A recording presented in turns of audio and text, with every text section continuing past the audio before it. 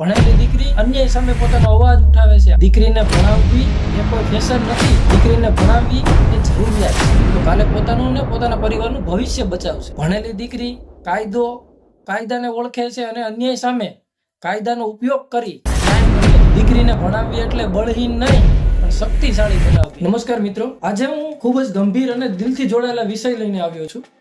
આપણા ગામમાં, આપણા સમાજમાં આજે પણ ઘણી જગ્યાએ એવું કહેવાય છે કે દીકરીને ભણાવીને શું છે, છેલ્લે તો એ પરિણીત જવાની।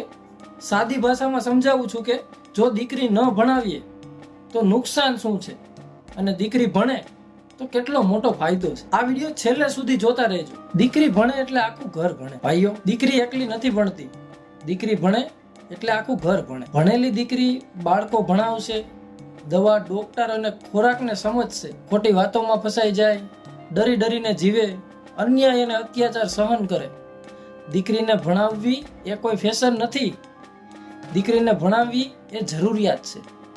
ભણેલી દીકરી માત્ર અક્ષરો નથી ઓળખતી, એ સાચું ખોટું કંઈ પણ ઓળખે છે। દીકરી ભણે છે એટલે ડર ઓછો થાય છે, એનામાં હિંમત વધે છે।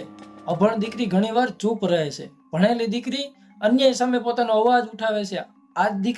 આજે દીકરી ભણશે તો કાલે પોતાનું ને પોતાના પરિવારનું ભવિષ્ય બચાવશે।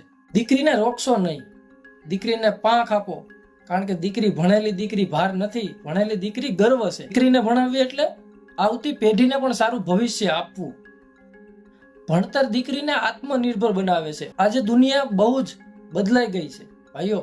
આજે પતિ કાયમી માટે સાથ આપે એવું નથી, જીવનમાં મુશ્કેલી આવે છે, ડાયવોર્સ થાય છે, આપણે જોઈ જ છીએ।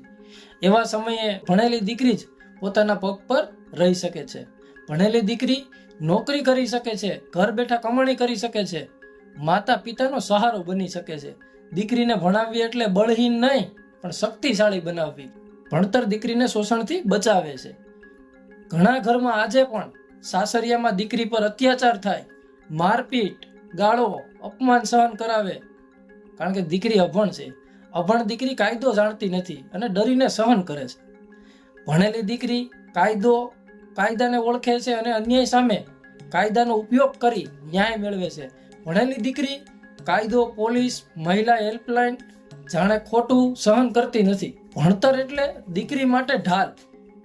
બાળ લગ્ન અને દહેજ કેમ અટકે? ભાઈઓ, જ્યાં દીકરી ભણે છે ત્યાં બાળ લગ્ન ઓછા થાય છે, દહેજ માંગવાનું સાહસ ઓછું થાય છે। ભણેલી દીકરી ખોટા રિવાજોને નકારી પોતાના હક માટે બોલી શકે છે। અને સાચું કહું તો ભણેલી દીકરી વેચાતી નથી, ભણેલી દીકરી પસંદગી કરે છે। હવે હું તમને એક સાચી ઘટના કહું છું। એક ગામમાં એક ગરીબ કિસાન પરિવાર હતો। બધા કહેતા હતા કે દીકરીને ભણાવશો નહીં, પૈસા બગડશે, પણ એ બાપે એની એ દીકરીને ભણાવી। દીકરી નોકરી કરે છે, માતા પિતાનો ખર્ચ ઉઠાવે છે, આખા ગામ માટે ગર્વ બની છે। અને આજે એ લોકો કહે છે કે કાશ અમારી દીકરીને પણ અમે ભણાવી હોત તો આજે એ પણ નોકરી કરતી હોત। અત્યારે ઘણી સરકારની મદદ માટે પણ યોજના ચાલુ છે ભાઈઓ। સરકાર પણ દીકરીને ભણાવવા માટે મદદ કરે છે। સ્કોલરશીપ, ફ્રી પુસ્તકો, સાયકલ યોજના, કન્યા શિક્ષણ યોજના। દીકરીને રોકશો નહીં, યોજનાનો લાભ લો। સમાજ ક્યારે બદલાશે? સમાજ ત્યારે જ બદલાશે જ્યારે પિતા દીકરીને દીકરા જેટલું માન આપે અને માં દીકરીને કમજોર ન સમજે, ગામ દીકરીઓને ભાર ન ગણે। યાદ રાખજો, દીકરી ભાર નથી, દીકરી આપણું ભવિષ્ય છે। ભાઈઓ, હવે મારો અંતિમ સંદેશ છે કે આજથી એક સંકલ્પ લ્યો।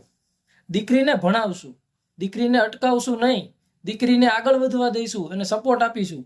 દીકરીને ભણાવશો તો ઘર પણ બદલાશે, ગામ પણ બદલાશે અને દેશ પણ બદલાશે।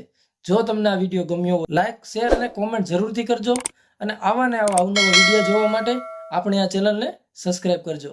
ધન્યવાદ।